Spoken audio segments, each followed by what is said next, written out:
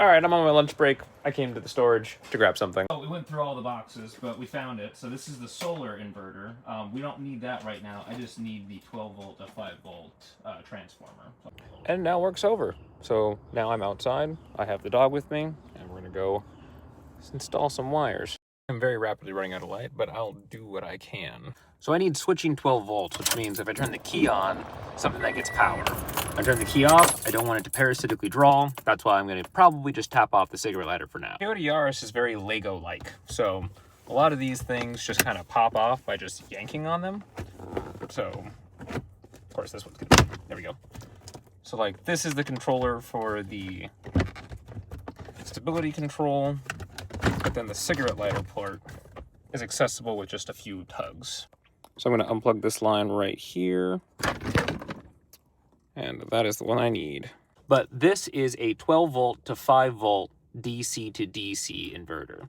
And what this allows me to do is take a 12 volt and ground line from the car, and then convert it to a 5 volt line to a Raspberry Pi or whatever 5 volt electronic I need. So I got myself some diagonal cutters. I'm just gonna go ahead and find a good spot to cut. I removed most of the gross electrical tape that's been on there for years, and I'm going to strip these back and then tie them into one of my lever locks. So stripped the best I could with the tools that I have. I'm gonna go ahead and put this on the positive line, which is the gray line. Put another one on the white and black cable, that's the ground line. Then on the DC inverter side, I'm going to go ahead and just go with the middle pin here.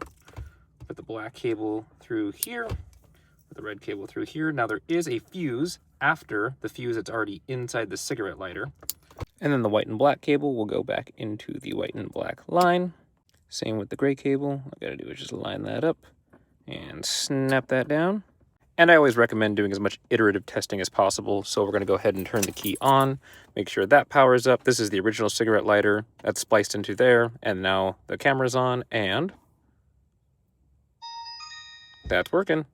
Now I'd hate to destroy a really good cable, but I have to destroy this cable. Now again, it was very sad to do that. This is a nice braided cable, but I'm gonna basically tie all of the shiny cables together. This will be my ground. And then the two red lines, this is to allow the USB-C port to go either way. I'm gonna cut off the data lines because this no longer needs to do data, it's only power. And my dad came by and gave me his light bar. Holy crap, that is a lot more light. Okay, so now to finish this up, we're just going to test the cable. So you can see right here that that's the same braided cable I was using before. That's going into the 5 volt side of the inverter. Turn the key on, and the camera comes on. Now I spent nearly too much time on a short form video, so now I have to clean up the cables, but I don't have time to do that.